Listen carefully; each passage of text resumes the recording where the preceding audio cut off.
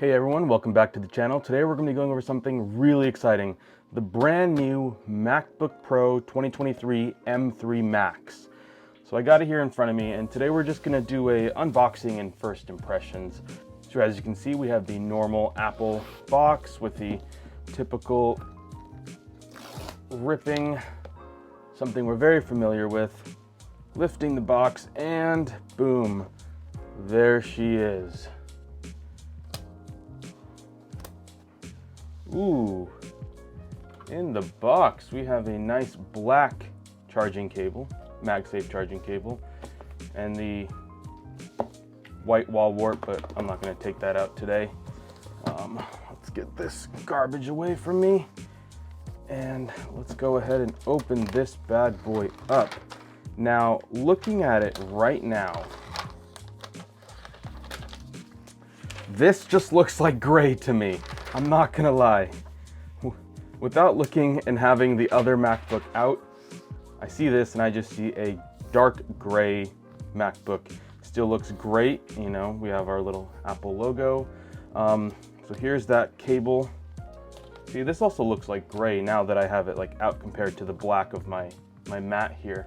And black is probably a lot darker than the last one, but nothing special here. MagSafe to USB-C. But what I do want to pull out and look at is the difference between the older space gray MacBook Pro versus the space black MacBook Pro. So looking at them side by side, this looks like black. But looking at it like this just looks like gray. It's really weird. When I pull this out, now this looks like silver and this looks like black. When I put this away, this looks like gray. It's so trippy. Anyways, the outsides of the MacBooks are exactly the same. We have the embossed MacBook Pro logo. This is an M2 Pro, and this is actually an M3 Max. The unbinned version, so it's the lowest unbinned version. 48 gigabytes of RAM, 1 terabyte SSD with the 16-core CPU and 40-core GPU. So I'm not going to be putting these two MacBooks head to head. I have one more M3 MacBook coming in, and that's going to be the M2 Pro. And I have two videos planned, which is going to be a M2 MacBook Pro versus a M3 MacBook Pro, both with the Pro chip.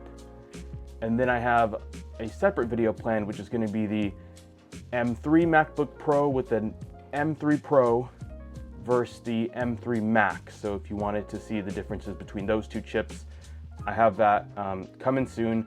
My M3 Pro chip has not come yet. It should be coming in about a week, but I'll go ahead and start the testing of this Max. Let's look at the differences of these colors, because like, wow, side by side, you really see the difference.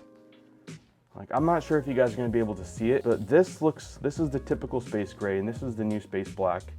And fingerprints wise, I do have fairly lotioned hands right now. You know, you can see I'm giving fingerprints on the logo. If I pull this one here, and of course, a little bit there on the logo too. But on the actual MacBook itself, I would say it's probably the same right now. My fingers aren't super oily, but you know, this is just the first impression, so we'll see how this finish turns out. After about a week, I'll be able to tell, you know, how it does with fingerprints. Let's go ahead and open these up, and there we go. Starts itself, beautiful. This one should already be on because this is the one I'm currently using. And as you guys can see, you can see the difference here. So this is a black keyboard, the same black here, but when you compare it to the keyboard, this looks like dark gray. So there's that. Now this one is not set up at all, so I'm gonna need to set that up later, but the screens are pretty much the same, except this one's gonna have 600 nits of peak brightness and SDR, and this one's gonna have 500 nits, so a little bit of gains there. I don't think I can turn up the brightness here, and it wouldn't be a fair brightness test right now because They have very different screens, even if I could. So I'll do that when I compare the M2 Pro versus the M3 Pro. We'll be able to see the difference in screens there. But yeah, I think we can go ahead and put the M2 Pro away because we do not need that anymore after we compared those colors. Wow, I mean, I do really like this new color. It is really, really nice. Like a lot of people, I wish it was darker. I wish it was actually black. I don't have any black device on me right now. I mean, you guys can see the black mat. You guys can see my little black cover of my camera. And here I have one more black thing. I have a black Xbox Elite controller with gold accents. It's a little dirty, don't mind that, guys. But as you can see, when you compare it to true black, it looks gray. But if you were to have it just out on its own, and if I had pulled this back, and you have it on a light surface, that's black. That looks black. It's really weird, because also it's like the lighting too. Like back here, to me, at my angle, back here it looks black, and here it looks gray because the lights are hitting it in such a way that this area is way more lit up than this back area over here. And I'm sure you guys can catch that on this camera back here, where this area is super dark and this area is super light. It has a really nice gradient. You can see as I shift it, it's all just about how the light hits it. So if we, getting no light at all, that looks black. Getting a little bit of light, it just looks like dark gray. English is the main language. Press the return key. Okay. Anyways, in my opinion, the color is not a good enough reason to upgrade. So if you're coming from the M2 Pro to the M3 just for the color, I don't think that's the move. Unless you just have crazy money or your company's buying it for you, I don't think it's the move.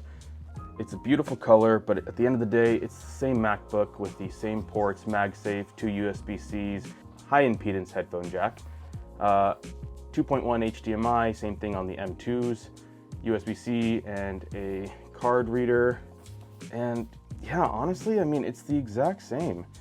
It's still a beautiful and well-built laptop, and it's the same keyboard that we're used to, same big trackpad. The design itself has not changed at all, as you guys can see. Supposedly, same battery life. So this is an M3 Max, so it's not gonna get the same battery life as my M2 Pro. That's why I'm ordering the M3 Pro as well, because I want to compare to decide on which MacBook I want. Do I want to go with the M3 Pro or the M3 Max? It really depends on how much of a battery life difference there is. I'd really like to stick with the M3 Max just to have the pretty much maxed out, pun intended, version of the chip other than the RAM. But if it's at the cost of a significant amount of battery life, I'm not going to do it. I'm going to stay with the M3 Max. Yeah, this was just a quick little video about unboxing it and checking out this new color. I was actually very excited about the new color, but it's not as hype as I was hoping. Like, yeah, in certain colors, in certain angles, it looks black, but for the most part, it's just a darker gray, and that's kind of sad, to be honest. But yeah, if you guys want to see videos comparing the M2 Pro to the M3 Pro, and then the M3 Pro versus the M3 Max, go ahead and subscribe or stick around, or hopefully you guys can just search my videos, because I'm going to be doing that very soon. Hopefully next week I'll have the M3 Max versus the M3 Pro, and the week after that I'll do the M2 Pro versus the M3 Pro to see if it's worth upgrading. I don't think it is for most people, but yeah, we'll do some side-by-side tests. Only reason I'm going to go M3, like I mentioned before, is because I had just bought my M2 and I'm still in the return window. So I'm going to do all my tests, and then I'm going to go ahead and just return that MacBook and stay with an M3, and I'll figure out after my testing if I want to go with the M3 Pro or the M3 Max.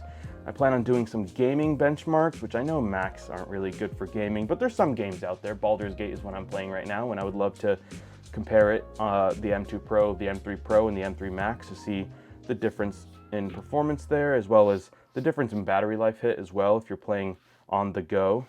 I mean, if you guys want me to run any tests on the M2 Pro, the M3 Pro, and the M3 Max, go ahead and let me know. I don't have any off the top of my head right now.